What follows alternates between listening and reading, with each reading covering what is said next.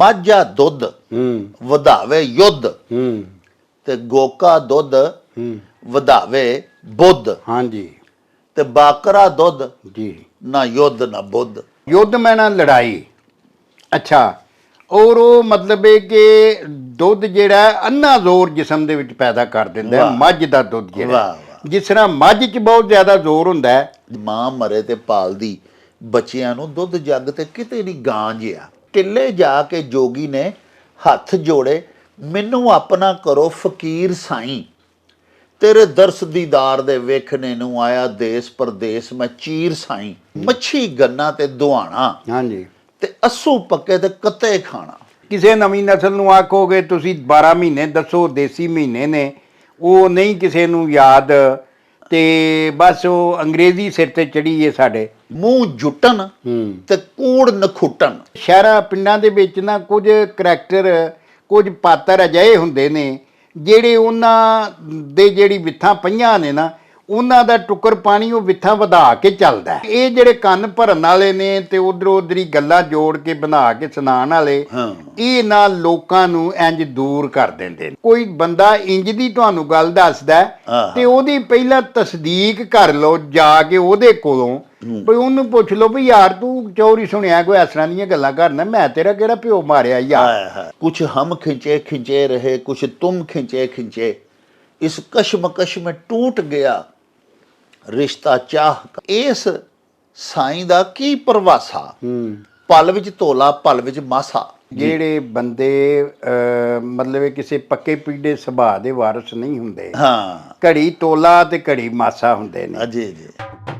ਰੌਣਕ ਹੋ ਜਾਉ ਛੱਟ ਵੇ ਚੱਲ ਮੇਲੇ ਨੂੰ ਚਲੀਏ। ਸ਼ੁਰੂ ਖੁਦਾ ਦੇ ਨਾਮੋਂ ਜਿਸ ਦਾ ਜੋੜ ਜਵਾਬ ਨਾ ਕੋਈ, ਜਿਸ ਦੀ ਰਹਿਮਤ ਬਖਸ਼ਿਸ਼ ਵਾਲਾ ਅੰਤ ਹਿਸਾਬ ਨਾ ਕੋਈ। ਦੁਨੀਆ ਭਰ ਦੇ ਵਿੱਚ ਵਸਣ ਵਾਲੇ ਪੰਜਾਬੀਓ ਤੇ ਸਾਡੇ ਪਿਆਰੇ ਵੇਖਣ ਵਾਲਿਓ, ਅਸਲਾਮੁ ਅਲੈਕੁਮ। ਸਾਹਿਬੋ, ਪੰਜਾਬੀ ਮਾਂ ਬੋਲੀ ਦੇ ਜ਼ੁਬਾਨੋਂ ਅਦਬ ਤੇ ਸਕਾਫਤ ਦੇ ਫਰੋਗ ਤੇ ਵਧਾਵੇ ਤੇ ਚੜ੍ਹਤਲ ਲਈ ਸ਼ੁਰੂ ਕੀਤੇ ਜਾਣ ਵਾਲੇ ਤੁਹਾਡੇ ਆਪਣੇ YouTube ਚੈਨਲ ਮੇਲਾ TV ਦੇ ਉੱਤੇ ਤੁਹਾਨੂੰ ਦਿਲ ਦੀਆਂ ਡੂੰਘਾਈਆਂ ਤੋਂ ਸਤ ਬਿਸਮਿਲ੍ਲਾ ਤੇ ਜੀ ਆਇਆਂ ਨੂੰ ਆਖਦੇ ਹਾਂ। ਸਾਡੀ ਇਹ ਬੇਨਤੀ ਹੈ ਭਈ ਆਪਣੇ ਇਸ ਚੈਨਲ ਨੂੰ ਸਬਸਕ੍ਰਾਈਬ ਕਰ ਲਵੋ, ਨਾਲ ਬਣਿਆ ਹੋਇਆ ਘੰਟੀ ਦਾ ਨਿਸ਼ਾਨ ਜ਼ਰੂਰ ਦਬਾਇਆ ਜੇ। ਪਿਆਰਿਓ, ਸਾਡੇ ਵਲੌਗਸ ਨੂੰ ਲਾਈਕ ਤੇ ਆਪਸ ਦੇ ਵਿੱਚ ਸ਼ੇਅਰ ਵੀ ਕਰਿਆ ਕਰੋ ਤੇ ਆਪਣੇ ਕਮੈਂਟਸ ਸਾਨੂੰ ਜ਼ਰੂਰ ਭਿਜਵਾਇਆ ਕਰੋ, ਕਿਉਂਕਿ ਤੁਹਾਡੇ ਭਿਜਵਾਏ ਹੋਏ ਕਮੈਂਟਸ ਇੱਕ ਤੇ ਸਾਡੇ ਲਈ ਬੜੀ ਹਲਾਸ਼ੇਰੀ ਦਾ ਸਬਬ ਹੁੰਦੇ ਨੇ, ਤੇ ਦੂਜਾ ਅਸੀਂ ਤੁਹਾਡੇ ਕਮੈਂਟਸ, ਤੁਹਾਡੀਆਂ ਤਜਾਵੀਜ਼ ਦੇ ਚਾਨਣੇ ਆਪਣੀ ਗੱਲਬਾਤ ਨੂੰ ਮਜ਼ੀਦ ਸ਼ਿੰਗਾਰਨ, ਸੁਆਰਨ ਤੇ ਨਿਖਾਰਨ ਦਾ ਆਰ ਤੇ ਯਤਨ ਵੀ ਕਰਦੇ ਰਹਿੰਦੇ ਹਾਂ। ਪਿਆਰੇ ਵੇਖਣ ਵਾਲਿਓ, ਸਾਡੇ ਦੇਸ਼ ਪੰਜਾਬ ਦੀ ਰਹਿਤਲ ਦੇ, ਸਾਡੇ ਵਸੇਬ ਦੇ ਬਹੁਤ ਸਾਰੇ ਬੜੇ ਹੀ ਖੂਬਸੂਰਤ ਰੰਗ ਨੇ। ਜਿਵੇਂ ਸਾਡੇ ਲੋਕ ਗੀਤ ਨੇ, ਸਾਡੇ ਲੋਕ ਖੇਲ ਨੇ, ਸਾਡੇ ਲੋਕ ਰਕਸ ਨੇ, ਸਾਡੇ ਲੋਕ ਤਵਹਮਾਤ ਨੇ। ਪਿਆਰਿਓ, ਉਸੇ ਤਰ੍ਹਾਂ ਹੀ ਸਾਡੇ ਲੋਕ ਇਲਾਜ ਵੀ ਨੇ। ਯਾਨੀ ਬਹੁਤ ਸਾਰੇ ਅਜੇ ਟੂਣੇ ਟੋਟਕੇ ਵੀ ਸਾਡੇ ਦੇਸ਼ ਪੰਜਾਬ ਦੇ ਵਿੱਚ ਅੱਜ ਤਾਈਂ ਮੁਰਵਜ ਨੇ, ਜਿਹੜੇ ਸਾਡੇ ਵਡਕਿਆਂ, ਸਾਡੇ ਬਜ਼ੁਰਗਾਂ ਦੇ ਦੌਰ ਤੋਂ ਇਸਤੇਮਾਲ ਹੁੰਦੇ ਰਹੇ। ਆਪਣੀਆਂ ਛੋਟੀਆਂ ਮੋਟੀਆਂ ਤਕਲੀਫਾਂ ਨੂੰ ਮਿਸਾਲ ਦੇ ਤੌਰ 'ਤੇ ਦੂਰ ਕਰਨ ਦੇ ਵਾਸਤੇ ਲੋਕ ਇਲਾਜ ਵੀ ਹੁੰਦੇ ਸਨ। ਸਾਡੇ ਇੱਕ ਬੜੇ ਹੀ ਪਿਆਰੇ ਦਰਸ਼ਕ ਲਾਹੌਰ ਤੋਂ, ਉਹਨਾਂ ਦਾ ਤਾਲੁਕ ਮੁਹੰਮਦ ਅਰਸ਼ਦ ਅੰਜੁਮ ਉਹਨਾਂ ਦਾ ਇਸਮੇ ਗਿਰਾਮੀ ਹੈ। ਉਹਨਾਂ ਨੇ ਸਾਥੋਂ ਇਹ ਮੰਗ ਕੀਤੀ ਹੈ ਕਿ ਬਾਜ਼ ਇੰਤਹਾਈ ਅਰਜ਼ਾਂ ਬੜੇ ਸਹਿਲੁਲ ਹਸੂਲ, ਜਿਹੜੇ ਕਿ ਬੜੇ ਆਰਾਮ ਨਾਲ ਮਿਲ ਵੀ ਜਾਂਦੀਆਂ ਨੇ ਚੀਜ਼ਾਂ, ਔਰ ਉਹਨਾਂ ਦਾ ਕੋਈ ਨੁਕਸਾਨ ਨਹੀਂ ਹੁੰਦਾ, ਕੋਈ ਉਹਨਾਂ ਦੇ ਸਾਈਡ ਇਫੈਕਟਸ ਨਹੀਂ ਹੁੰਦੇ, ਕੋਈ ਮੁਜ਼ਰ ਅਸਰਾਤ ਨਹੀਂ ਹੁੰਦੇ। ਉਹ ਫਰਮਾਉਂਦੇ ਨੇ ਵੀ ਅਜਿਹੇ ਨੁਸਖੇ, ਅਜਿਹੇ ਟੋਟਕੇ ਛੋਟੀਆਂ ਮੋਟੀਆਂ ਬਿਮਾਰੀਆਂ ਦੇ ਉਹ ਵੀ ਆਪਣੇ ਪ੍ਰੋਗਰਾਮਸ ਦੇ ਵਿੱਚ, ਆਪਣੇ ਵਲੌਗਸ ਦੇ ਵਿੱਚ ਬਿਆਨ ਕਰਿਆ ਕਰੋ, ਤਾਂ ਕਿ ਚਲੋ ਕਿਸੇ ਦਾ ਭਲਾ ਹੋ ਜਾਏ, ਉਹ ਘਰ ਬੈਠੇ ਹੀ ਆਪਣੀ ਛੋਟੀ ਮੋਟੀ ਤਕਲੀਫ ਤੋਂ ਨਜਾਤ ਹਾਸਲ ਕਰ ਸਕੇ। ਪਿਆਰਿਓ, ਵੰਨਗੀ ਦੇ ਤੌਰ ਤੇ ਉਹਨਾਂ ਹੀ ਸਾਨੂੰ ਇੱਕ ਦੰਦਾਂ ਦੀ ਦਰਦ ਦਾ ਨੁਸਖਾ ਭਿਜਵਾਇਆ ਹੈ। ਇਹ ਵਾਕਈ ਬੜਾ ਹੀ ਸਹਿਲੁਲ ਹਸੂਲ ਹੈ। ਕਨੇਰ ਦਾ ਇੱਕ ਦਰਖਤ ਹੁੰਦਾ ਹੈ, ਸਾਡੇ ਪੰਜਾਬ ਵਿੱਚ ਆਮ ਉੱਗਦਾ ਹੈ। ਕਾਲੀ ਉਹਦੀ ਤਣੇ ਦੀ ਲੱਕੜ ਹੁੰਦੀ ਹੈ, ਗਹਿਰੇ ਸਬਜ਼ ਕਾਲੇ ਰੰਗ ਦੇ ਉਹਦੇ ਪੱਤਰ ਹੁੰਦੇ ਨੇ ਤੇ ਸਫੈਦ ਫੁੱਲ ਉਹਦੇ ਤੇ ਲੱਗਦੇ ਨੇ। ਅਰਸ਼ਦ ਅੰਜੁਮ ਹੋਰੀ ਫਰਮਾਉਂਦੇ ਨੇ ਵੀ ਸਾਡੇ ਵੱਡ ਵਡੇਰਿਆਂ ਤੋਂ ਸਾਡੇ ਘਰ ਦੇ ਵਿੱਚ ਇਸਤੇਮਾਲ ਹੁੰਦਾ ਆ ਰਿਹਾ ਹੈ ਇਹ ਨੁਸਖਾ। ਕਿ ਕਿਸੇ ਨੂੰ ਦੰਦ ਦੀ ਦਰਦ ਹੋਵੇ, ਦੰਦਾਂ ਦੇ ਵਿੱਚ ਰੇਸ਼ਾ ਪੈ ਜਾਏ, ਠੰਡਾ ਪਾਣੀ ਨਾ ਪੀਤਾ ਜਾਏ। ਉਹ ਫਰਮਾਉਂਦੇ ਨੇ ਕਿ ਮਿੱਠਾ ਦੰਦਾਂ ਨੂੰ ਲੱਗੇ, ਠੰਡਾ ਦੰਦਾਂ ਨੂੰ ਮਹਿਸੂਸ ਹੋਵੇ, ਬੜਾ ਸਖਤ। ਤੇ ਉਹ ਆਖਦੇ ਨੇ ਭਈ ਕਨੇਰ ਦੇ ਦਰਖਤ ਦੇ ਪੱਤਰ ਤੇ ਫੁੱਲ ਲੈ ਕੇ ਤੇ ਉਹਨਾਂ ਨੂੰ ਉਬਾਲ ਲਓ, ਫਿਰ ਉਹਨਾਂ ਨੂੰ ਠੰਡਾ ਕਰ ਲਵੋ। ਨੀਮ ਗਰਮ ਹੋਣ ਤੇ ਉਹਨਾਂ ਦੀਆਂ ਕੁੱਲੀਆਂ ਕਰੋ, ਜਿਹਨੂੰ ਅਸੀਂ ਪੰਜਾਬੀ 'ਚ ਕਰੂਲੀਆਂ ਆਖਦੇ ਹਾਂ, ਕਰੋ ਮੂੰਹ ਦੇ ਵਿੱਚ ਨੀਮ ਗਰਮ ਪਾਣੀ ਦੀਆਂ। ਤੇ ਨਾ ਸਿਰਫ ਦੰਦ ਦੀ ਦਰਦ ਜਾਂਦੀ ਰਹਿੰਦੀ ਹੈ, ਬਲਕਿ 2-3 ਦਿਹਾੜੇ ਇਸਤੇਮਾਲ ਕਰੀਏ ਤੇ ਦੰਦਾਂ ਦੇ ਵਿੱਚ ਅਗਰ ਕੋਈ ਪਸ ਪਈ ਹੋਵੇ, ਕੋਈ ਕੀੜਾ ਲੱਗਾ ਹੋਵੇ, ਤੇ ਉਹ ਵੀ ਖਤਮ ਹੋ ਜਾਂਦਾ ਹੈ। ਸਾਡੀ ਆਪਣੇ ਬਾਕੀ ਜਿਹੜੇ ਸਾਡੇ ਮੁਹਤਰਮ ਦਰਸ਼ਕ ਨੇ, ਉਹਨਾਂ ਦੇ ਹਜ਼ੂਰ ਵੀ ਬੇਨਤੀ ਹੈ ਭਈ ਇਸ ਤਰ੍ਹਾਂ ਦੇ ਛੋਟੇ ਛੋਟੇ ਨੁਸਖੇ, ਜਿਨ੍ਹਾਂ 'ਤੇ ਕੋਈ ਐਡਾ ਪੈਸਾ ਵੀ ਨਹੀਂ ਲੱਗਦਾ ਤੇ ਆਸਾਨੀ ਦੇ ਨਾਲ ਸਾਡੇ ਆਲੇ ਦੁਆਲੇ ਹੀ ਮਿਲ ਜਾਂਦੇ ਨੇ, ਤੇ ਟੋਟਕੇ ਜਿਹੜੇ ਮੁਜ਼ਰੇ ਸਿਹਤ ਵੀ ਨਹੀਂ, ਜਿਨ੍ਹਾਂ ਦੇ ਕੋਈ ਸਾਈਡ ਇਫੈਕਟ ਵੀ ਨਹੀਂ, ਉਹ ਅਗਰ ਕਿਸੇ ਦੇ ਕੋਲ ਹੋਰ ਵੀ ਸਾਡੇ ਦੋਸਤਾਂ ਕੋਲ ਹੋਣ ਤੇ ਉਹ ਸਾਨੂੰ ਭਿਜਵਾ ਦਿਆ ਕਰੋ, ਤਾਂ ਕਿ ਅਸੀਂ ਤੁਹਾਡੇ ਹਜ਼ੂਰ ਬਿਆਨ ਕਰਕੇ ਤੇ ਚਲੋ ਮੇਰੇ ਵਰਗੇ ਕੋਈ ਐਸੇ ਸਾਡੇ ਪਿਆਰੇ ਦੋਸਤ ਜਿਹੜੇ ਨਹੀਂ ਇਹਨਾਂ ਚੀਜ਼ਾਂ ਨੂੰ ਜਾਣਦੇ, ਅਸੀਂ ਉਹਨਾਂ ਦੇ ਵੀ ਨੋਟਿਸ ਵਿੱਚ ਲੈ ਆਈਏ। ਸਾਹਿਬੋ, ਵੈਸੇ ਵੀ ਅੱਲਾਹ ਪਾਕ ਸੱਚੇ ਸਾਹਿਬ ਫਰਮਾਉਂਦੇ ਨੇ ਕਿ ਮੈਂ ਜਿਹਨੂੰ ਜਿਸ ਧਰਤੀ ਤੇ ਪੈਦਾ ਕੀਤਾ, ਉਹਨੂੰ ਲਾਹਕ ਹੋਣ ਵਾਲੀਆਂ ਬਿਮਾਰੀਆਂ ਦਾ ਇਲਾਜ ਵੀ ਮੈਂ ਉਸੇ ਹੀ ਜ਼ਮੀਨ ਦੇ ਵਿੱਚ ਉੱਗਣ ਵਾਲੀਆਂ ਬੂਟੀਆਂ ਦੇ ਵਿੱਚ ਰੱਖ ਦਿੱਤਾ ਹੋਇਆ ਹੈ।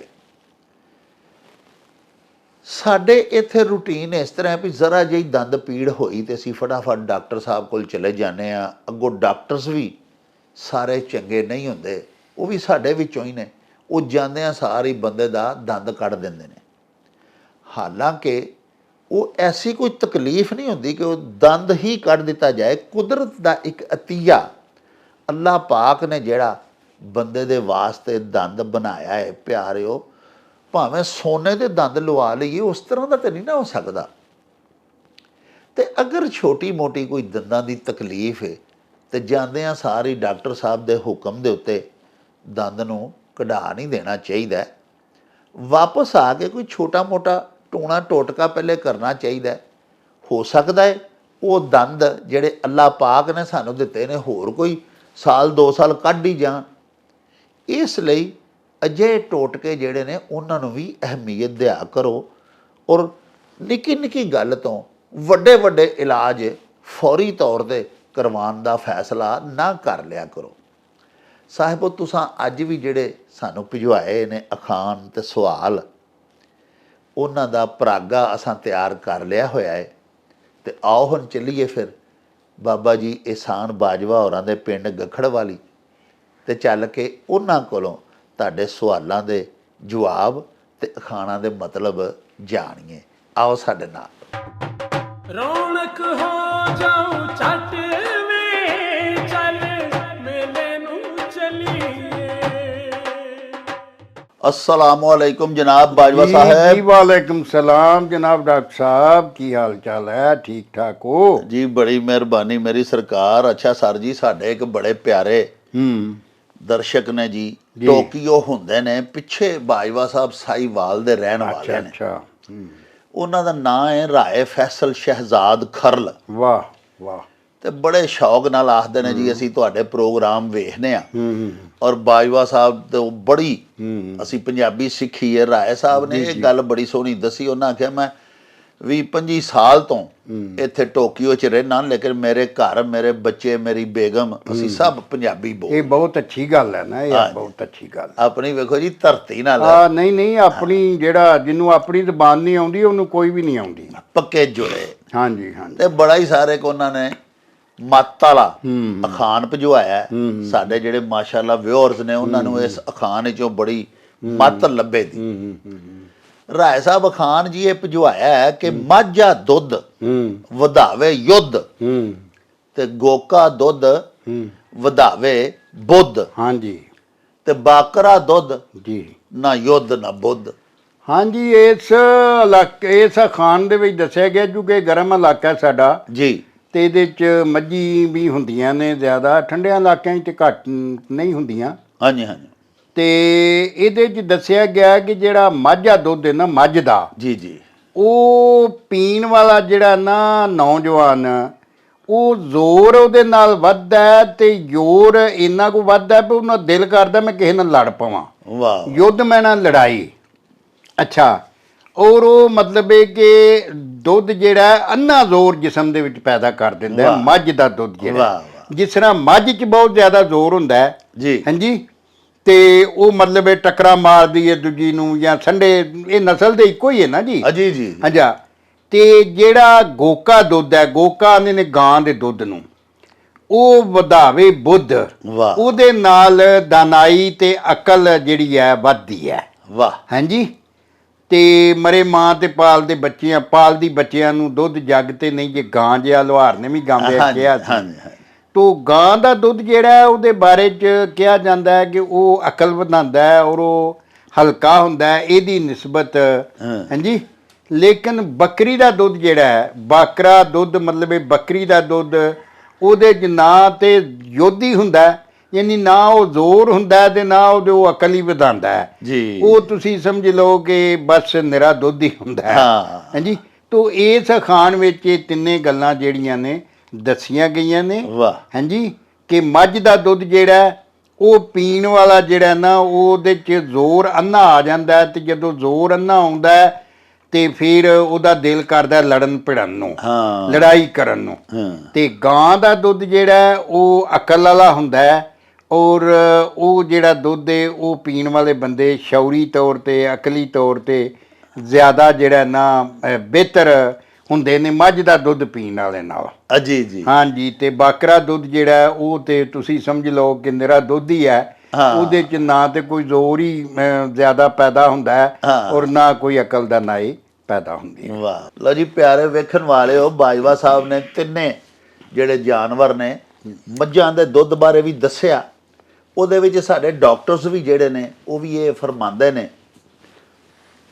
ਤਿੱਬੀ ਰਿਸਰਚਰਸ ਦਾ ਵੀ ਇਹ ਆਖਣਾ ਹੈ ਕਿ ਮੱਝ ਦਾ ਦੁੱਧ ਜਿਹੜਾ ਉਹਦੇ 'ਚ ਫੈਟਸ ਜ਼ਿਆਦਾ ਹੁੰਦੇ ਨੇ, ਭਾਰਾ ਜ਼ਿਆਦਾ ਹੁੰਦਾ ਹੈ, ਬੇਤਹਾਸ਼ਾ ਤਾਕਤ ਹੁੰਦੀ ਹੈ। ਮਾਝਾ ਦੁੱਧ ਪੀਣ ਵਾਲਾ ਜਿਹੜਾ ਬੰਦਾ, ਜਿਹੜਾ ਭੈਂਸਾਂ ਦਾ ਦੁੱਧ ਪੀਂਦਾ ਹੈ, ਉਹਦੇ ਵਿੱਚ ਤਾਕਤ ਪਹਿਲਵਾਨਾਂ ਨੂੰ ਜ਼ਿਆਦਾ ਇਹੋ ਹੀ ਪਿਆਇਆ ਜਾਂਦਾ ਹੈ। ਪਿਆਰਿਓ, ਮਾਂ ਦੇ ਦੁੱਧ ਦੇ ਕਰੀਬ ਜਿਹੜਾ ਦੁੱਧ ਹੈ ਨਾ, ਜਿਹਦੇ ਨਾਲ ਫਹਿਮੋ ਫਰਾਸਤ ਵੱਧਦੀ ਹੈ ਬੰਦੇ ਦੀ, ਉਹ ਗੋਕਾ ਹੀ ਦੁੱਧ ਹੈ। ਬਾਜਵਾ ਸਾਹਿਬ ਇਹ ਵੀ ਦੱਸਿਆ ਤੁਹਾਨੂੰ ਕਿ ਮਾਂ ਮਰੇ ਤੇ ਪਾਲਦੀ ਬੱਚਿਆਂ ਨੂੰ ਦੁੱਧ ਜੱਗ ਤੇ ਕਿਤੇ ਨਹੀਂ ਗਾਂ ਜਿਹਾ। ਮੈਂ ਇੱਕ ਵਾਰੀ ਟਿੱਲਾ ਜੋਗੀਆ ਗਿਆ, ਉੱਥੇ ਮੈਂ ਕਿਹਾ ਚੱਲ ਕੇ ਵੇਖਣਾ ਚਾਹੀਦਾ ਟਿੱਲਾ ਜੋਗੀਆਂ, ਜਿੱਥੇ ਜਾ ਕੇ ਰਾਂਝੇ ਨੇ, ਪੀਰ ਵਾਰਿਸ ਸ਼ਾਹ ਸੈਯਦ ਆਪਣੀ ਹੀਰ 'ਚ ਲਿਖਦੇ ਨੇ ਵੀ ਟਿੱਲੇ ਜਾ ਕੇ ਜੋਗੀ ਨੇ ਹੱਥ ਜੋੜੇ, ਮੈਨੂੰ ਆਪਣਾ ਕਰੋ ਫਕੀਰ ਸਾਈਂ, ਤੇਰੇ ਦਰਸ ਦੀਦਾਰ ਦੇ ਵੇਖਣੇ ਨੂੰ ਆਇਆ ਦੇਸ ਪਰਦੇਸ ਮੈਂ ਚੀਰ ਸਾਈਂ। ਉਹ ਮੈਨੂੰ ਸ਼ੌਕ ਪੈਦਾ ਹੋਇਆ ਕਿ ਮੈਂ ਟਿੱਲਾ ਜੋਗੀਆਂ ਜਾ ਕੇ ਦੇਖਾਂ। ਉੱਥੇ ਜਾ ਕੇ ਮੈਂ ਦੇਖਿਆ, ਫਿਰ ਮੈਂ ਉਹ ਪੂਰੀ ਉਹਦੀ ਤਾਰੀਖ ਪੜ੍ਹੀ। ਜ਼ਿਲ੍ਹਾ ਜੇਹਲਮ ਦੀ ਇੱਕ ਕਿਤਾਬ ਸੀ ਕਿ ਤਾਰੀਖ ਜੇਹਲਮ, ਉਹਦੇ ਵਿੱਚ ਲਿਖਿਆ ਸੀ ਕਿ ਨਾਥ ਜੋਗੀਆਂ ਦੇ 12 ਸਿਲਸਿਲੇ ਇਹ ਟਿੱਲਾ ਜੋਗੀਆਂ ਤੋਂ ਸ਼ੁਰੂ ਹੋਏ, ਜਿਨ੍ਹਾਂ 'ਚ ਗੁਰੂ ਗੋਰਖਨਾਥ, ਗੁਰੂ ਮੁਛਿੰਦਰਨਾਥ, ਗੁਰੂ ਬਾਲਨਾਥ, ਜਿਨ੍ਹਾਂ ਕੋਲ ਰਾਂਝਾ ਵੀ ਗਿਆ ਸੀ। ਪਿਆਰਿਓ, ਉੱਥੇ ਉਹਨਾਂ ਦੀਆਂ ਮੜੀਆਂ ਵੀ ਨੇ ਅੱਜ ਤੱਕ ਮੌਜੂਦ ਨੇ, ਗੁਰੂਆਂ ਦੀਆਂ, ਜਿਹੜੇ ਹਿੰਦੂ ਜੋਗੀ ਵੱਡੇ ਉਹਨਾਂ ਦੇ ਮਹੰਤ ਸਨ। ਉੱਥੇ ਮੈਨੂੰ ਇੱਕ ਬੰਦਾ ਮਿਲਿਆ ਜਿਹਨੇ ਮੈਨੂੰ ਇਹ ਦੱਸਿਆ ਕਿ ਉੱਥੇ ਉੱਤੇ ਪਹਾੜਾਂ ਦੇ ਗਾਈਆਂ ਪਈਆਂ ਫਿਰਨ। ਮੈਂ ਉਹਨੂੰ ਪੁੱਛਿਆ, ਮੈਂ ਕਿਹਾ ਭਾਜੀ ਇਹ ਗਾਵਾਂ ਇੱਥੇ ਜਿਹੜੀਆਂ ਫਿਰਦੀਆਂ ਨੇ? ਉਹਨੇ ਆਖਿਆ ਜੀ ਇਹ ਕਈ 100 ਸਾਲਾਂ ਤੋਂ ਇੱਥੇ ਹੀ ਅਵਾਰਾ ਗਾਵਾਂ ਨੇ, ਇਹਨਾਂ ਦਾ ਕੋਈ ਵਾਲੀ ਵਾਰਸ ਨਹੀਂ। ਇਹ ਜੋਗੀਆਂ ਦੀਆਂ ਗਾਵਾਂ ਹੁੰਦੀਆਂ ਹਨ। ਪਾਕਿਸਤਾਨ ਹਿੰਦੁਸਤਾਨ ਬਣਨ ਤੋਂ ਪਹਿਲੇ ਇੱਥੇ ਜੋਗੀ ਵੀ ਬੜੇ ਰਹਿੰਦੇ ਸਨ, ਕਿਉਂਕਿ ਉਹਨਾਂ ਦਾ ਪਵਿੱਤਰ ਥਾਂ ਸੀ। ਔਰ ਉਹ ਸਿਰਫ ਗੋਕਾ ਦੁੱਧ ਪੀਂਦੇ ਸਨ ਤੇ ਜਾਂ ਭੰਗ ਘੋਟ ਕੇ ਪੀ ਛੱਡਦੇ ਸਨ, ਦੁਨੀਆ ਤੋਂ ਬੇਖਬਰ ਹੋਣ ਦੇ ਵਾਸਤੇ ਨਾ, ਆਪਣਾ ਨਸ਼ਾ ਕਰ ਛੱਡਣਾ ਤੇ ਗਾਂ ਦਾ ਦੁੱਧ ਪੀਣਾ, ਹੋਰ ਗਜ਼ਾਵਾਂ ਜਿਹੜੀਆਂ ਨੇ ਉਹ ਘੱਟ ਖਾਂਦੇ ਸਨ। ਤੇ ਤੁਸੀਂ ਦੇਖੋ ਕਿ ਇਹਨੂੰ ਹਿੰਦੂ ਮਤ ਜਿਹੜਾ ਉਹਦੇ ਵਿੱਚ ਕਿੱਡਾ ਮੁਕੱਦਸ ਦੱਸਿਆ ਗਿਆ ਹੈ। ਗਾਂ ਜਿਹੜਾ ਜਾਨਵਰ ਹੈ ਔਰ ਉਹਦੇ ਦੁੱਧ ਨੂੰ ਵੀ ਗਊ ਮਾਤਾ ਆਖਦੇ ਨੇ ਉਹਨੂੰ। ਤੇ ਬਾਕੀ ਬੱਕਰੀ ਜਿਹੜੀ ਹੈ ਉਹ ਚੂੰਕਿ ਆਪ ਵੀ ਜਿਸਮਾਨੀ ਤੌਰ ਤੇ ਵੀ ਕਮਜ਼ੋਰ ਜਾਨਵਰ ਹੁੰਦਾ ਹੈ, ਉਹਦੇ ਦੁੱਧ ਦੇ ਵਿੱਚ ਮੱਝ ਤੇ ਗਾਂ ਦੇ ਮੁਕਾਬਲੇ ਦੇ ਉੱਤੇ ਫਿਰ ਨਾ ਉਹ ਤਾਕਤ ਹੁੰਦੀ ਹੈ ਤੇ ਨਾ ਉਨੀ ਬੁੱਧ ਯਾਨੀ ਅਕਲ, ਫਹਿਮੋ ਫਰਾਸਤ ਵੀ ਨਹੀਂ ਹੁੰਦੀ ਜਿੰਨੀ ਕਿ ਗੋਕੇ ਦੁੱਧ 'ਚ ਹੁੰਦੀ ਹੈ। ਔਰ ਅਗਰ ਕੰਪੈਰੇਟਿਵਲੀ ਅਸੀਂ ਜਾਇਜ਼ਾ ਲਈਏ ਨਾ ਜੀ, ਤਕਾਬਲ ਕਰੀਏ, ਤੇ ਇਹਨਾਂ ਤਿੰਨਾਂ ਜਾਨਵਰਾਂ ਦੇ ਦੁੱਧ ਦੇ ਵਿੱਚੋਂ ਬਿਹਤਰੀਨ ਦੁੱਧ ਜਿਹੜਾ ਬੰਦਿਆਂ ਦੇ ਵਾਸਤੇ ਉਹ ਗਾਏ ਦਾ ਹੈ। ਬਿਮਾਰ ਆਦਮੀ ਬੱਕਰੀ ਦਾ ਵੀ ਦੁੱਧ ਪੀਂਦੇ ਨੇ, ਹਲਕਾ ਜੋ ਹੁੰਦਾ। ਛੋਟੇ ਬੱਚੇ ਕਮਜ਼ੋਰ ਜਿਹੜੇ ਨੇ ਗਾਵਾਂ ਦਾ ਦੁੱਧ ਨਾ ਹਜ਼ਮ ਕਰ ਸਕਣ, ਉਹਨਾਂ ਨੂੰ ਬੱਕਰੀ ਦਾ ਪਿਆ ਦਈਦਾ। ਲੇਕਿਨ ਬਿਹਤਰੀਨ ਦੁੱਧ ਜਿਹੜਾ ਜੀ ਉਹ ਗਾਏ ਦਾ ਹੀ ਹੈ। ਬਾਜਵਾ ਸਾਹਿਬ ਲੁਧਿਆਣੇ ਤੋਂ ਕਰਮਜੀਤ ਸਿੰਘ ਜੀ ਸਾਡਾ ਮੁਸਤਕਿਲ ਪ੍ਰੋਗਰਾਮ ਵੇਖਦੇ ਨੇ, ਬੜੇ ਪਿਆਰੇ ਸਾਡੇ ਦਰਸ਼ਕ।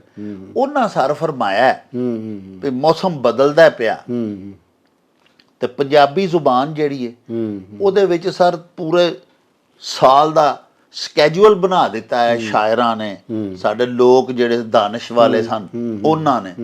ਤੇ ਉਹੋ ਹੀ ਲੋਕ ਦਾਨਿਸ਼ ਦਾ ਹੀ ਇੱਕ ਹੈ ਅਖਾਨ ਜਾਂ ਮਿਸਰਾ ਸਮਝ ਲਓ, ਉਹਨਾਂ ਭੇਜਿਆ ਵੀ ਮੱਛੀ ਗੰਨਾ ਤੇ ਦੁਹਾਣਾ, ਹਾਂਜੀ, ਤੇ ਅੱਸੂ ਪੱਕੇ ਤੇ ਕੱਤੇ ਖਾਣਾ। ਹਾਂਜੀ, ਇਹ ਜਿਹੜੀ ਸਾਡੀ ਧਰਤੀ ਹੈ ਨਾ ਜੀ, ਇਹਦੇ ਵਿੱਚ ਜਿਹੜਾ ਸਾਡੇ ਵਡਕੇ ਨੇ ਬਾਬੇ ਮਹਾਰਾਜਾ ਬਿਕਰਮਜੀਤ ਨੇ ਜੀ ਜਿਹੜਾ ਕੈਲੰਡਰ ਬਣਾਇਆ, ਬਿਕਰਮੀ ਕੈਲੰਡਰ, ਜਿਹੜਾ ਕਿ ਈਸਵੀ ਕੈਲੰਡਰ ਤੋਂ 65 ਸਾਲ ਅੱਗੇ ਹੈ ਜੀ, ਪਹਿਲਾਂ ਦਾ ਬਣਿਆ। ਇਹ ਮਤਲਬ ਇਹ ਵੇ ਕਿ ਇਹ ਜਿਹੜਾ ਕੈਲੰਡਰ ਸੀ ਉਹਦੇ ਮੁਤਾਬਕ ਜਿਹੜੇ ਮਹੀਨੇ ਨੇ ਨਾ ਤੇ ਗਾਂਹ ਪਿਛਾਂਹ ਹੁੰਦੇ ਨੇ। ਵਾਹ। ਦੂਜਾ ਇਹ ਵੇ ਕਿ ਇਹਦੇ ਨਾਲ ਹੀ ਸਾਨੂੰ ਜ਼ਿਮੀਂਦਾਰਾਂ ਨੂੰ ਮੱਤ ਮਿਲਦੀ ਸੀ ਕਿ ਅਸਾਂ ਕਣਕ ਕਦੋਂ ਬੀਜਣੀ ਹੈ, ਛੋਲੇ ਕਦੋਂ ਬੀਜਣੇ ਨੇ, ਕਪਾਹ ਕਦੋਂ ਬੀਜਣੀ ਹੈ, ਫਲਾਣੀ ਫਸਲ ਕਦੋਂ, ਸਾਉਣੀ ਕਦੋਂ ਬੀਜਣੀ ਹੈ, ਹਾੜੀ ਕਦੋਂ ਬੀਜਣੀ ਹੈ। ਤੇ ਇਹਦੇ ਨਾਲ ਹੀ ਸੁਲੱਖਣੀਆਂ ਮੱਤਾਂ ਇਹਦੇ ਮਹੀਨਿਆਂ ਦੇ ਨਾਲ, ਜਦੋਂ ਜਿਹਨੂੰ ਅੱਜ ਅਸੀਂ ਨਵੀਂ ਨਸਲ ਭੁੱਲੀ ਗਈ ਹੈ ਜੀ, ਕਿਸੇ ਨਵੀਂ ਨਸਲ ਨੂੰ ਆਖੋਗੇ ਤੁਸੀਂ 12 ਮਹੀਨੇ ਦੱਸੋ ਦੇਸੀ ਮਹੀਨੇ ਨੇ, ਉਹ ਨਹੀਂ ਕਿਸੇ ਨੂੰ ਯਾਦ, ਤੇ ਬਸ ਉਹ ਅੰਗਰੇਜ਼ੀ ਸਿਰ ਤੇ ਚੜੀ ਹੈ ਸਾਡੇ ਜੀ। ਤੇ ਜਿਹੜੇ ਦੇਸੀ ਮਹੀਨੇ ਸਨ ਨਾ, ਇਹਨਾਂ ਦੇ ਵਿੱਚ ਕਿਹੜੀ ਸ਼ੈ ਖਾਣੀ ਚਾਹੀਦੀ ਹੈ ਕਿਹੜੀ ਨਹੀਂ। ਮਦਨ ਸਿਆਣੇ ਲਾਇਕ ਇਹ ਵੀ ਅਖਾਣ ਹੈ, ਤੁਹਾਨੂੰ ਕਿਤੇ ਦੱਸਾਂਗੇ ਅੱਗੇ ਜਾ ਕੇ, ਵੀ ਦਹੀਂ ਜਿਹੜਾ ਉਹ ਭਾਦਰੋਂ 'ਚ ਨਹੀਂ ਖਾਣਾ ਚਾਹੀਦਾ, ਅੱਛਾ, ਕਿਉਂਕਿ ਤਰ ਗਰਮ ਹੁੰਦਾ ਹੈ, ਹਾਂਜੀ, ਤੇ ਸਰੀਰ ਨੂੰ ਗਰਮੀ ਕਰਦਾ ਹੈ। ਸਿਆਲ ਬਹੁਤੇ 'ਚ ਲੱਸੀ ਨਹੀਂ ਪੀਣੀ ਚਾਹੀਦੀ, ਹਾਂਜੀ, ਇਹ ਫਲਾਣੇ ਮੌਸਮ 'ਚ ਫਲਾਣੀ ਸ਼ੈ ਨਹੀਂ ਖਾਣੀ ਚਾਹੀਦੀ। ਤੋ ਇਹਦੇ ਵਿੱਚ ਵੀ ਇਹ ਦੱਸਿਆ ਗਿਆ ਕਿ ਮੱਛੀ, ਗੰਨਾ ਤੇ ਹਦਵਾਣਾ, ਯਾਨੀ ਇਹ ਤਿੰਨ ਸ਼ੈਵਾਂ ਜੀ। ਗਰਮੀਆਂ ਦੇ ਦਿਨਾਂ 'ਚ ਮੱਛੀ ਜਿਹੜੀ ਹੈ ਉਹਦਾ ਖੂਨ ਨਵਾਂ ਉਹਦਾ ਚੱਲਿਆ ਹੁੰਦਾ ਹੈ, ਉਹਨੂੰ ਨਹੀਂ ਖਾਣਾ ਚਾਹੀਦਾ। ਅੱਸੂ ਪੱਕਣਾ ਤੇ ਕੱਤੇ ਖਾਣਾ, ਅੱਸੂ ਦਾ ਮਹੀਨਾ ਜਿਹੜਾ ਇਹਦੋਂ ਪਹਿਲਾਂ ਲੰਘਿਆ ਹੈ, ਹਾਂਜੀ, ਹੁਣ ਕੱਤੇ ਜਾ ਰਿਹਾ ਹੈ ਜੀ ਜੀ। ਤੇ ਇਹਦੇ ਵਿੱਚ ਤੁਸੀਂ ਇਹ ਮਤਲਬ ਇਹ ਮੱਛੀ ਖਾ ਸਕਦੇ ਹੋ ਜੀ। ਤੇ ਗੰਨਾ ਵੀ ਜਿਹੜਾ ਹੈ ਉਹ ਗਰਮੀਆਂ ਦੇ ਵਿੱਚ ਜਿਹੜਾ ਨਾ ਉਹਦੇ ਚੂਪਣਾ ਬਿਲਕੁਲ ਮੂਰਖਾਂ ਵਾਲੀ ਗੱਲ ਹੈ ਜੀ। ਹਾਂਜੀ, ਤੁਸੀਂ ਵੇਖਦੇ ਹੋ ਵੀ ਸ਼ਹਿਰਾਂ ਦੇ ਵਿੱਚ ਲੋਕਾਂ ਰੇਹੜੀਆਂ ਲਾਈਆਂ ਨੇ, 12 ਮਹੀਨੇ ਸੁੱਕੇ ਗੰਨੇ, ਉਹਨਾਂ ਨੂੰ ਨਾ ਉਹਦੇ ਚੋਂ ਦੀ ਲੰਘਾ ਵੇਲਣੇ ਚੋਂਦੀ, ਤੇ ਜੇਠ ਹਾੜ ਤੇ ਸੌਣ ਭਾਦਰੋਂ ਦੇ ਵਿੱਚ ਉਹ ਗੰਨੇ ਦੀ ਰੋਹ ਪੀਂਦੇ ਨੇ ਜੀ, ਜਿਹੜਾ ਕਿ ਇਨਸਾਨੀ ਸਿਹਤ ਲਈ ਜ਼ਹਿਰ ਹੈ। ਹਾਂ, ਇਸ ਵਾਸਤੇ ਕਿ ਮੈਂ ਆਪਣੀ ਜ਼ਿੰਦਗੀ 'ਚ ਇੱਕ ਦਫਾ ਹਾੜ 'ਚ ਗੰਨਾ ਚੂਪ ਬੈਠਾ ਤੇ ਮੈਨੂੰ ਬੁਖਾਰ ਚੜ੍ਹ ਗਿਆ, ਤੋ ਗੰਨਾ ਵੀ ਜਿਹੜਾ ਨਾ ਉਹ ਤੁਹਾਡਾ ਮਤਲਬ ਇਹ ਹੈ ਕਿ ਇਹ ਹੁਣ ਪੱਕ ਪਿਆ, ਤੁਸੀਂ ਸਮਝੋ ਕੱਤੇ ਮੱਘਰ ਤੇ ਪੋਹ ਇਹਨਾਂ ਮਹੀਨਿਆਂ ਦੇ ਵਿੱਚ ਮਤਲਬ ਇਹਨੂੰ ਚੂਪਣਾ ਚਾਹੀਦਾ ਹੈ। ਔਰ ਇਹਦਾ ਰਸ ਫਾਇਦਾ ਇਹਦਾ ਦਿੰਦਾ। ਜਿਹੜੀ ਰੋ ਹੈ ਰਸ ਜਿਹੜੀ ਇਹਦਾ ਤੁਹਾਡੇ ਲਈ ਫਾਇਦੇਮੰਦ ਹੈ। ਬਾਈਵਾ ਸਾਹਿਬ ਸ਼ਹਿਰਾਂ 'ਚ ਕਿਸੇ ਨੂੰ ਪਤਾ ਹੀ ਨਹੀਂ ਨਾ ਜੀ। ਹਾਂਜੀ ਦੱਸਿਆ ਕਿ ਹਾਂ। ਜਦੋਂ ਆਪਣੇ ਵਿਰਸੇ ਨੂੰ ਟੁੱਟ ਗਿਆ, ਆਪਣੀ ਜ਼ਬਾਨ ਨੂੰ ਟੁੱਟ ਗਿਆ, ਜੀ, ਜੀ। ਤੇ ਫਿਰ ਤਾਲੋਂ ਖੁੰਝੀ ਡੂਮਣੀ ਕਰਦੀ ਤਾਲ ਬਤਾਲ, ਜੀ। ਜਦੋਂ ਮੰਗੇ ਲੀੜੇ ਪਾਏ ਨੇ, ਜਦੋਂ ਲੰਡੇ ਦੇ ਕੱਪੜਿਆਂ ਨੂੰ ਜ਼ਿਆਦਾ ਇੱਜ਼ਤ ਦਿੱਤੀ ਜਾਏ ਮਕਾਮੀ ਕੱਪੜਿਆਂ ਦੀ ਜੀ। ਜਗ੍ਹਾ ਤੇ, ਹਾਂਜੀ, ਤੇ ਤੁਸੀਂ ਮਤਲਬ ਕਿੰਨੇ ਹਜ਼ਾਰ ਦਾ ਸੂਟ ਪਾਇਆ ਹੋਏਗਾ, ਤੇ ਜੇ ਕੋਈ ਲੰਡੇ ਦੇ ਸੂਟ ਉਥੋਂ ਕੋ 200-250 ਦੀ ਘਟਨੀ ਜਿਹੀ ਲੈ ਕੇ ਤੇ ਉਹ ਗਲ ਕੋ ਕੋਟ ਪਾਈ ਫਿਰੇਦਾ, ਉਹਨੂੰ ਸਾਰੇ ਬਾਊ ਜੀ ਆਖਣਗੇ। ਹਾਂ, ਹਾਂਜੀ, ਤੋ ਮਤਲਬ ਇਹ ਤੇ ਗੁਲਾਮੀ ਸਾਡੇ ਅੰਦਰ ਵੜ ਗਈ ਨਾ ਵੜ ਜੀ। ਗਈ। ਤੋ ਇਸ ਅਖਾਣ 'ਚ ਦੱਸਿਆ ਗਿਆ ਕਿ ਮੱਛੀ ਤੇ ਗੰਨਾ ਤੇ ਹਦਵਾਣਾ 2 ਵਾਰੀ ਸਾਲ 'ਚ ਪੱਕਦਾ ਹੈ ਜੀ। ਇੱਕ ਦਫਾ ਬਾਅਦ 'ਚ ਆਉਂਦਾ, ਇੱਕ ਦਫਾ ਕਤਿਆਲਾ ਹਦਵਾਣਾ ਜਿਹਨੂੰ ਆਂਦੇ ਜਾਂਦਾ ਹੈ ਜੀ। ਉਹ ਅਸੂੰ 'ਚ ਮਤਲਬ ਇਹ ਕਿ ਉਹਨੂੰ ਬੀਜ ਦਿੰਦੇ ਨੇ ਤੇ ਉਹ ਕੱਤੇ 'ਚ ਪੱਕ ਕੇ ਹੁਣ ਉਹਨੇ ਥੋੜੇ ਦਿਨਾਂ ਨੂੰ ਆ ਜਾਣਾ ਹੈ ਜੀ। ਤੇ ਇਹ ਜਿਹੜੀਆਂ ਨੇ ਨਾ ਚੀਜ਼ਾਂ ਤੁਸੀਂ ਖਾਓਗੇ, ਇਸ ਅਖਾਣ 'ਚ ਦੱਸਿਆ ਗਿਆ ਤੇ ਤੁਹਾਡੇ ਲਈ ਫਾਇਦੇਮੰਦ ਹੋਣਗੀਆਂ, ਤੁਹਾਡੀ ਸਿਹਤ ਨੂੰ ਕੋਈ ਬੁਰਾ ਅਸਰ ਤੁਹਾਡੇ ਤੇ ਨਹੀਂ ਪਾਣਗੀਆਂ। ਹਾਂਜੀ। ਤੇ ਬਾਈਵਾ ਸਾਹਿਬ ਜਿਵੇਂ ਵੇਖੋ ਨਾ, ਇਹਨਾਂ ਸਾਡੇ ਦੇਸ਼ ਪੰਜਾਬ ਵਿੱਚ ਵਸਣ ਵਾਲਿਆਂ ਸਾਡਿਆਂ ਪੰਜਾਬੀ ਭਰਾਵਾਂ ਨੇ ਇਹ ਗੱਲ ਉਹਨਾਂ ਯਾਦ ਕੀਤੀ ਹੈ ਕਿ ਜਿਹੜੇ ਅੰਗਰੇਜ਼ੀ ਮਹੀਨਿਆਂ ਦੇ ਵਿੱਚ ਬੋਲਣ ਹੈ ਜਾਂ ਲਿਖਣ ਹੈ ਚ ਆਰ ਦਾ ਲਫ਼ਜ਼ ਨਹੀਂ ਆਉਂਦਾ, ਮਈ ਜੂਨ ਜੁਲਾਈ ਅਗਸਤ, ਬਈ ਉਹਨਾਂ ਮਹੀਨਿਆਂ 'ਚ ਮੱਛੀ ਨਹੀਂ ਖਾਣੀ, ਹਾਂਜੀ, ਜਾ ਕੇ ਬਗਾਨਾ ਜਿਹੜਾ ਕੈਲੰਡਰ ਹੈ ਉਹਨੂੰ ਯਾਦ ਕਰ ਲਿਆ ਹੋਇਆ। ਹਾਂਜੀ, ਆਪਣਾ ਭੁੱਲ ਤੇ ਗਿਆ। ਆਪਣਾ ਜਿਵੇਂ ਤੁਸੀਂ ਹੁਣ ਪੈ ਫਰਮਾਉਂਦੇ ਹੋ, ਹਾਂਜੀ, ਕਿੱਡੀ ਸੋਹਣੀ ਤੁਸੀਂ ਗੱਲ ਕੀਤੀ ਹਾਂਜੀ ਕਿ ਆਪਣੇ ਕੈਲੰਡਰ ਜਿਹੜਾ ਕਿ ਈਸਵੀ ਕੈਲੰਡਰ ਤੋਂ ਜ਼ਿਆਦਾ ਪੁਰਾਣਾ ਔਰ ਕਦੀਮੀ, ਹਾਂਜੀ। ਔਰ ਰਾਜਾ ਬਿਕਰਮ ਨੇ ਬਣਾਇਆ, ਔਰ ਉਹਨੂੰ ਵੇਖ ਕੇ ਈਸਵੀ ਕੈਲੰਡਰ ਜਿਹੜਾ ਉਹ ਬਣਾਇਆ ਗਿਆ। ਹਾਂ, ਔਰ ਇਸ ਕੈਲੰਡਰ 'ਚ ਕਦੀ ਲੀਪ ਦਾ ਸਾਲ ਨਹੀਂ ਆਇਆ, ਕਦੀ ਦਿਨ ਗਾਂਪਛਾ ਨਹੀਂ ਹੋਇਆ, ਹੋਇਆ ਹੀ ਨਹੀਂ, ਸਾਰੇ ਫਿਕਸ ਦਿਨ ਨੇ। ਔਰ ਬਾਈਵਾ ਸਾਹਿਬ ਦੇਖੋ ਨਾ ਜਨਾਬ ਕਿ ਜਿਹੜੇ ਇਹਨਾਂ ਨੇ ਮਈ ਜੂਨ ਜੁਲਾਈ ਅਗਸਤ ਦੱਸਿਆ, ਉਹਦੇ ਵਿੱਚ ਸਾਡੇ 2 ਮਹੀਨੇ ਤੇ ਆ ਗਿਆ ਸਾਉਣ ਤੇ ਭਾਦਰੋਂ। ਉਹ ਦੱਸਿਆ ਸਿਆਣਿਆਂ ਤੁਹਾਡੇ ਵਰਗੇ ਬਜ਼ੁਰਗਾਂ ਵੀ ਸਾਉਣ ਭਾਦਰੋਂ 'ਚ ਨਹੀਂ ਮੱਛੀ ਖਾਣੀ ਹਾਂਜੀ। ਤੇ ਬਾਕੀ 2 ਮਹੀਨੇ ਇੱਕ ਹਾੜ ਹੋ ਗਿਆ, ਹਾੜ ਸਾਉਣ ਭਾਦਰੋਂ ਤੇ ਅੱਸੂ ਤੇ ਜੇਠ ਵੀ। ਅੱਛਾ, ਜੇਠ 'ਚ ਵੀ ਨਹੀਂ ਖਾਣੀ ਚਾਹੀਦੀ। ਹਾਂਜੀ, ਜੇਠ ਜਿਹੜਾ ਹੈ ਤੁਸੀਂ ਮਤਲਬ ਵਿਸਾਖ ਤੇ ਜਿਹੜਾ ਨਾ ਵਿਸਾਖ 'ਚ ਵੀ ਨਹੀਂ ਖਾਣੀ ਚਾਹੀਦੀ ਮੱਛੀ, ਤੇ ਸਿਰਫ ਸਿਆਲ 'ਚ ਮਤਲਬ ਕੱਤੇ ਮੱਘਰ ਤੇ ਪੋਹ ਤੇ ਮੈਕਸਿਮਮ ਅੱਧ ਮਾਂਗ ਤੱਕ ਖਾ ਲਓ। ਅੱਗੇ ਫੱਗਣ ਚੇਤਰ 'ਚ ਵੀ ਨਹੀਂ ਖਾਣੀ ਚਾਹੀਦੀ। ਉਦੋਂ ਰੁੱਤ ਜਿਹੜੀ ਹੈ ਨਾ, ਯਾਨੀ ਗਰਮੀ ਜਦੋਂ ਆ ਜਾਏ, ਗਰਮੀ 'ਚ ਮੱਛੀ ਨਹੀਂ ਖਾਣੀ ਚਾਹੀਦੀ। ਲੋ ਜੀ ਪਿਆਰਿਓ, ਤੁਸੀਂ ਬਾਈਵਾ ਸਾਹਿਬ ਦੀਆਂ ਗੱਲਾਂ ਬਾਤਾਂ ਸੁਣੀਆਂ। ਸਾਡੇ ਜਿਹੜੇ ਦੇਸੀ 12 ਮਹੀਨੇ ਨੇ ਸਾਡੇ ਦੇਸ਼ ਪੰਜਾਬ ਦੇ, ਉਹਨਾਂ 12 ਮਹੀਨਿਆਂ ਦੇ ਵਿੱਚ ਖਾਣ ਪੀਣ ਦਾ, ਜ਼ਿੰਦਗੀ ਗੁਜ਼ਾਰਨ ਦਾ, ਲਾਈਫ ਸਟਾਈਲ ਸਾਨੂੰ ਆਪਣਾ ਕਿਸ ਤਰ੍ਹਾਂ ਦਾ ਰੱਖਣਾ ਚਾਹੀਦਾ, ਇਹਦੇ ਬਾਰੇ 'ਚ ਜਿਹੜਾ ਦੇਸੀ ਮਹੀਨਿਆਂ ਦੇ ਵਿੱਚ ਇੱਕ ਸਕੈਜੂਅਲ ਬਣਿਆ ਹੈ, ਉਹਦੇ ਬਾਰੇ ਵੀ ਇਨਸ਼ਾਅੱਲਾ ਕਿਸੇ ਲਈ ਬਾਜਵਾ ਸਾਹਿਬ ਕੋਲੋਂ ਗੱਲਾਂ ਬਾਤਾਂ ਸੁਣਾਂਗੇ। ਉਹਨਾਂ ਦਾ ਤਰਲਾ ਕਰਕੇ ਖਸੂਸੀ ਭਾਵੇਂ ਪੂਰਾ ਇੱਕ ਵਲੌਗ ਕਰਨਾ ਪਿਆ, ਉਹਦੇ 'ਚ ਤੁਹਾਨੂੰ ਦੱਸਾਂਗੇ ਕਿ ਜਿਹੜੇ ਸਾਡੇ ਆਪਣੇ ਦੇਸ਼ ਦੇ ਦੇਸੀ 12 ਮਹੀਨੇ ਨੇ, ਉਹਨਾਂ ਦੇ ਵਿੱਚ ਸਾਡਾ ਲਾਈਫ ਸਟਾਈਲ ਕਿਸ ਤਰ੍ਹਾਂ ਦਾ ਹੋਣਾ ਚਾਹੀਦਾ, ਕਿਹੜੀਆਂ ਗਜ਼ਾਵਾਂ ਮੁਫੀਦ ਹੁੰਦੀਆਂ ਨੇ, ਕਿਸ ਮੌਸਮ ਵਿੱਚ, ਕਿਸ ਮਹੀਨੇ 'ਚ ਉਹ ਸਾਨੂੰ ਇਸਤੇਮਾਲ ਕਰਨੀਆਂ ਚਾਹੀਦੀਆਂ ਨੇ, ਕਿਹਨਾਂ ਤੋਂ ਇਜਤਨਾਬ ਔਰ ਪਰਹੇਜ਼ ਕਰਨਾ ਚਾਹੀਦਾ। ਬਾਜਵਾ ਸਾਹਿਬ ਰਾਣਾ ਬਸ਼ੀਰ ਸਾਹਿਬ ਨੇ, ਸਾਡੇ ਬੜੇ ਪਿਆਰੇ ਬਜ਼ੁਰਗ ਲਾਹੌਰ ਤੋਂ, ਉਹਨਾਂ ਅਖਾਣ ਭਿਜਵਾਇਆ ਵੀ ਮੂੰਹ ਜੁੱਟਣ ਤੇ ਕੂੜ ਨਖੁੱਟਣ। ਅਜਾ ਇਸ ਅਖਾਣ ਵਿੱਚ ਬੜੀ ਮੱਤ ਦਿੱਤੀ ਗਈ ਹੈ ਜੀ। ਜਿਹੜੇ ਅਸੀਂ ਪਿੰਡ ਵਸੋਂ 'ਚ ਖਾਸ ਕਰਕੇ ਰਹਿੰਦੇ ਆ, ਜੀ, ਕਿਉਂਕਿ ਸ਼ਹਿਰਾਂ 'ਚ ਤੇ ਬੇਸੁਝਾਣਾ ਮਾਹੌਲ ਹੁੰਦਾ ਹੈ ਜੀ, ਕਿਸੇ ਦੀ ਕੋਈ ਕਿਸੇ ਨੂੰ ਸੁਝਾਣ ਨਹੀਂ, ਕਿਹਦਾ ਕੋਈ ਪੁੱਤਰ ਹੈ, ਕਿਹਦਾ ਕੋਈ ਪਿਓ ਹੈ। ਤੇ ਪਿੰਡਾਂ ਦੇ ਵਿੱਚ ਛੋਟੀਆਂ ਮੋਟੀਆਂ ਗੱਲਾਂ ਤੋਂ ਮਤਲਬ ਭੈਣਾਂ ਭਰਾਵਾਂ 'ਚ ਵੀ ਰਿੰਜਗੀਆਂ ਵੀ ਹੋ ਜਾਂਦੀਆਂ ਨੇ। ਉਹ ਫਿਰ ਕਈ ਵਾਰੀ ਨਾ ਐਵੇਂ ਮੂੰਹ ਵੱਟੀ ਫਿਰਨਗੇ ਇੱਕ ਦੂਜੇ ਦੇ ਨਾਲ। ਫਿਰ ਸ਼ਹਿਰਾਂ ਪਿੰਡਾਂ ਦੇ ਵਿੱਚ ਨਾ ਕੁਝ ਕਰੈਕਟਰ, ਕੁਝ ਪਾਤਰ ਅਜਿਹੇ ਹੁੰਦੇ ਨੇ ਜਿਹੜੇ ਉਹਨਾਂ ਦੇ ਜਿਹੜੀ ਵਿੱਥਾਂ ਪਈਆਂ ਨੇ ਨਾ, ਉਹਨਾਂ ਦਾ ਟੁੱਕਰ ਪਾਣੀ ਉਹ ਵਿੱਥਾਂ ਵਧਾ ਕੇ ਚੱਲਦਾ। ਉਹ ਦੋਵਾਂ ਧਿਰਾਂ ਦੇ ਵੱਖਰੇ ਕੰਨ ਭਰੀ ਰੱਖਦੇ ਨੇ। ਹਾਂਜੀ, ਉਹ ਆਂਦਾ ਮੈਂ ਕਿਸੇ ਨੂੰ ਕੀ ਸਮਝਣਾ, ਉਹ ਦੂਜੇ ਨੂੰ ਜਾ ਕੇ ਆਖਣਾ, ਉਹ ਆਂਦਾ ਮੈਂ ਕਿਸੇ ਕੋਲ ਲੈ ਕੇ ਖਾਨਾ। ਅੱਛਾ, ਉਹ ਇੰਝ ਕਰਕੇ ਨਾ ਤੇ ਲੋਕਾਂ ਨੇ ਮਤਲਬ ਇਹ ਕਿ ਦੋਵਾਂ ਨੇ ਹਾਲਾਂ ਉਹ ਦੋਵੇਂ ਕੋ ਇੱਕ ਦੂਜੇ ਦੇ ਦੁਸ਼ਮਣ ਵੀ ਨਹੀਂ ਹੁੰਦੇ, ਹਾਂ ਲੇਕਿਨ ਇਹ ਜਿਹੜੇ ਕੰਨ ਭਰਨ ਵਾਲੇ ਨੇ ਤੇ ਉਧਰੋਂ ਉਧਰੀ ਗੱਲਾਂ ਜੋੜ ਕੇ ਬਣਾ ਕੇ ਸੁਣਾਉਣ ਵਾਲੇ, ਹਾਂ ਇਹ ਨਾਲ ਲੋਕਾਂ ਨੂੰ ਇੰਜ ਦੂਰ ਕਰ ਦਿੰਦੇ ਨੇ। ਹਾਂ ਤੇ ਇਸ ਅਖਾਣ 'ਚ ਦੱਸਿਆ ਗਿਆ ਹੈ ਕਿ ਜਦੋਂ ਵੀ ਕੋਈ ਬੰਦਾ ਇੰਜ ਦੀ ਤੁਹਾਨੂੰ ਗੱਲ ਦੱਸਦਾ ਹੈ, ਤੇ ਉਹਦੀ ਪਹਿਲਾਂ ਤਸਦੀਕ ਕਰ ਲਓ ਜਾ ਕੇ ਉਹਦੇ ਕੋਲੋਂ, ਵੀ ਉਹਨੂੰ ਪੁੱਛ ਲਓ ਵੀ ਯਾਰ ਤੂੰ ਚੋਰੀ ਸੁਣਿਆ ਕੋਈ ਇਸ ਤਰ੍ਹਾਂ ਦੀਆਂ ਗੱਲਾਂ ਕਰਨਾ, ਮੈਂ ਤੇਰਾ ਕਿਹੜਾ ਪਿਓ ਮਾਰਿਆ ਯਾਰ, ਹਾਂਜੀ। ਤੇ ਜਦੋਂ ਮੂੰਹ ਜੁੱਟਣਗੇ ਨਹੀਂ, ਮੂੰਹ ਇਕੱਠੇ ਹੋਣਗੇ ਤੇ ਗੱਲਾਂ ਆਮਣੇ ਸਾਹਮਣੇ ਹੋਣਗੀਆਂ ਤੇ ਕੂੜ ਨਖੁੱਟਣ, ਕਿ ਉਹ ਜਿਹੜੇ ਝੂਠ ਮਾਰ ਕੇ ਤੇ ਉਹ ਝੂਠ ਦੇ ਪਹਾੜ ਸਾਰੇ ਹੋਣਗੇ ਨਾ ਲੋਕਾਂ ਨੇ, ਜਿਹਦੀ ਵਜ੍ਹਾ ਨਾਲ ਇਹਨਾਂ 'ਚ ਰਿੰਜਗੀ ਵਧੀ ਹੋਏਗੀ, ਉਹ ਜਿਹੜਾ ਨਾ ਉਹ ਨਖੁੱਟਣ ਦਾ ਮਤਲਬ ਮੁੱਕ ਜਾਣਗੇ, ਖਤਮ ਹੋ ਜਾਣਗੇ, ਹਾਂਜੀ। ਉਹ ਝੂਠ ਜਿਹੜਾ ਨਾ ਉਹਦਾ ਬੇੜਾ ਗਰਕ ਹੋ ਜਾਏਗਾ, ਔਰ ਉਹਨਾਂ 'ਚ ਆਪਸੀ ਪਿਆਰ ਮੁਹੱਬਤ ਹੋ ਜਾਏਗੀ, ਔਰ ਉਹ ਜਿਹੜੇ ਲਾਈ ਲੱਗ ਨੇ ਉਹ ਜਿਹੜੇ ਮਤਲਬ ਇਹ ਲਾਈ ਬੁਝਾਈ ਕਰਨ ਵਾਲੇ ਲੋਕ ਨੇ ਉਹਨਾਂ ਨੂੰ ਜੁੱਤੀਆਂ ਪੈਣਗੀਆਂ, ਜਿਹੜੇ ਲੋਕਾਂ ਨੂੰ ਲੜਾ ਕੇ ਤੇ ਆਪਣੀ ਦੁਕਾਨਦਾਰੀ ਇੰਜ ਚਮਕਾਉਂਦੇ ਨੇ, ਆਪਣੀ ਰੋਜ਼ੀ ਰੋਟੀ ਚਲਾਉਂਦੇ ਨੇ ਪਏ। ਵਾਹ, ਬਹੁਤ ਅੱਛੀ ਗੱਲ। ਲਓ ਜੀ ਪਿਆਰਿਓ, ਰਾਣਾ ਬਸ਼ੀਰ ਸਾਹਿਬ ਸਾਡੇ ਬਜ਼ੁਰਗ ਜਿਹੜੇ ਨੇ ਬੜੇ ਸਿਆਣੇ ਜਹਾਨ ਦੀਦਾ ਬਜ਼ੁਰਗ ਨੇ, ਤੇ ਵੇਖੋ ਤੁਸੀਂ ਕਿੱਡਾ ਖੂਬਸੂਰਤ, ਕਿੱਡਾ ਮੱਤ ਭਰਿਆ ਉਹਨਾਂ ਅਖਾਣ ਭਿਜਵਾਇਆ, ਮੂੰਹ ਜੁੱਟਣ ਤੇ ਕੂੜ ਨਖੁੱਟਣ।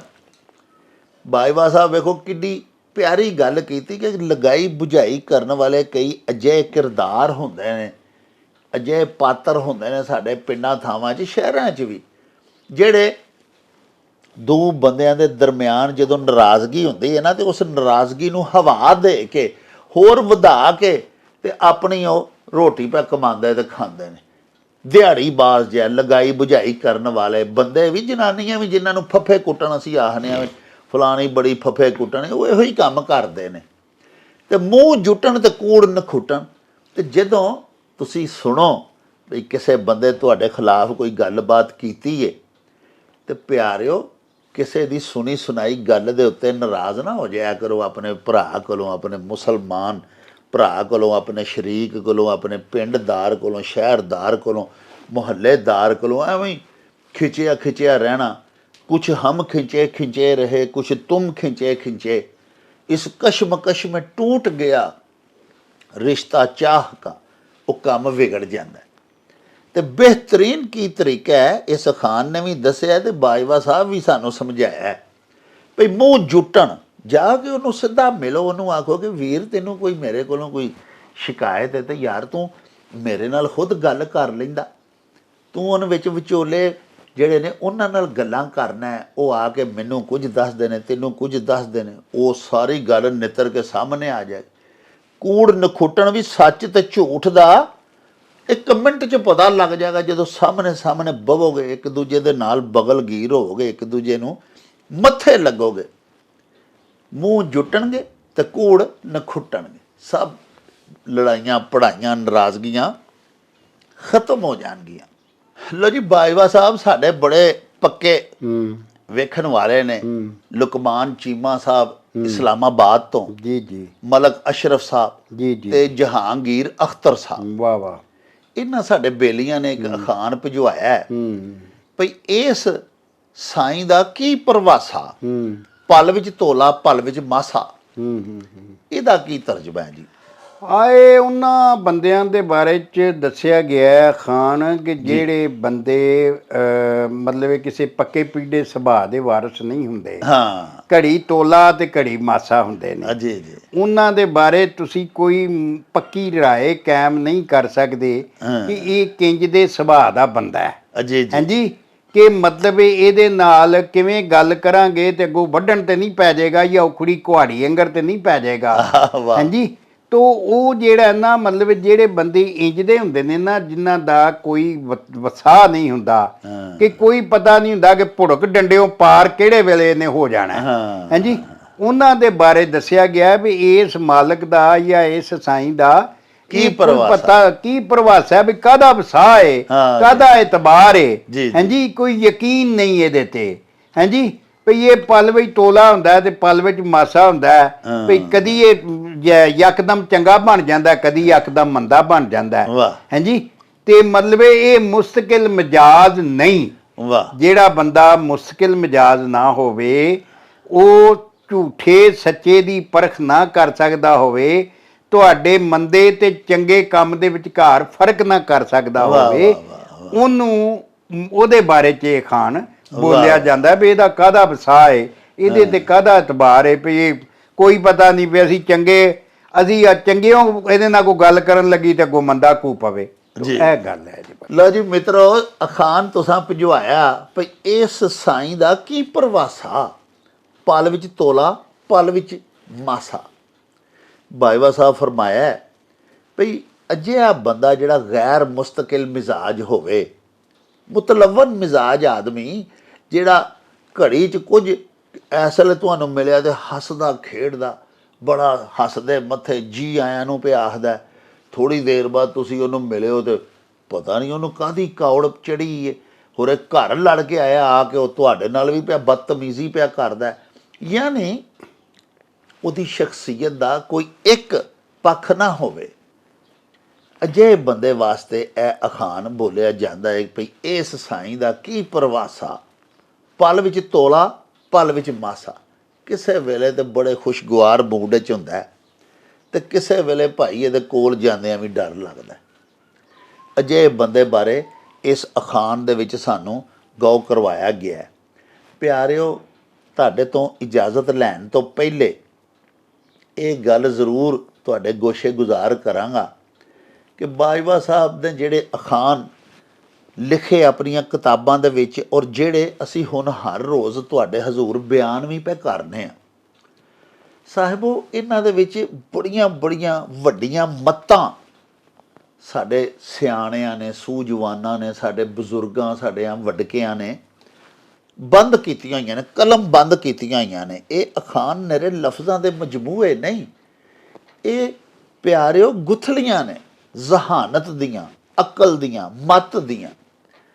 ਤੇ ਅਰਜ਼ ਇਹ ਕਰਨੀ ਸੀ ਕਿ ਤੁਹਾਡੀ ਖਿਦਮਤ ਦੇ ਵਿੱਚ ਅਸੀਂ ਬਿਆਨ ਕਰਨੇ ਆ, ਤੁਸੀਂ ਬੜੇ ਸ਼ੌਕ ਪਿਆਰ ਨਾਲ ਸੁਣਦੇ ਵੀ ਹੋ, ਤੇ ਅਸੀਂ ਇਹ ਵੀ ਤਵੱਕੋ ਬਲਕਿ ਯਕੀਨ ਰੱਖਦੇ ਆ ਕਿ ਇਹ ਅਖਾਨ ਸੁਣ ਕੇ ਅਸੀਂ ਵੀ ਤੇ ਤੁਸੀਂ ਵੀ ਇਨਸ਼ਾਅੱਲਾ ਇਹਨਾਂ ਦੇ ਵਿੱਚ ਜਿਹੜੀਆਂ ਮੱਤਾਂ ਦਿੱਤੀਆਂ ਗਈਆਂ ਹੋਈਆਂ ਨੇ ਉਹਨਾਂ 'ਤੇ ਅਮਲ ਵੀ ਕਰਾਂਗੇ, ਤੇ ਤਾਂਹੀਓ ਹੀ ਸਾਡਾ ਮੁਆਸ਼ਰਾ, ਸਾਡੀ ਸੁਸਾਇਟੀ, ਸਾਡਾ ਵਸੇਬ ਖੁਸ਼ਗਵਾਰ ਹੋ ਜਾਏਗਾ ਔਰ ਸੁਧਾਰ ਵੱਲ ਟੁਰ ਪਵੇਗਾ।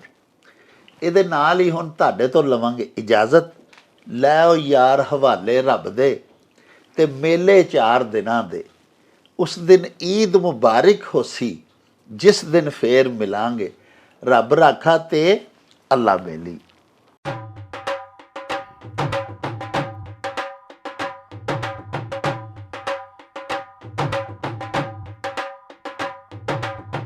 ਰੌਣਕ ਹੋ ਜਾਊ ਛੱਟ ਵੇ, ਚੱਲ ਮੇਲੇ ਨੂੰ ਚਲੀਏ।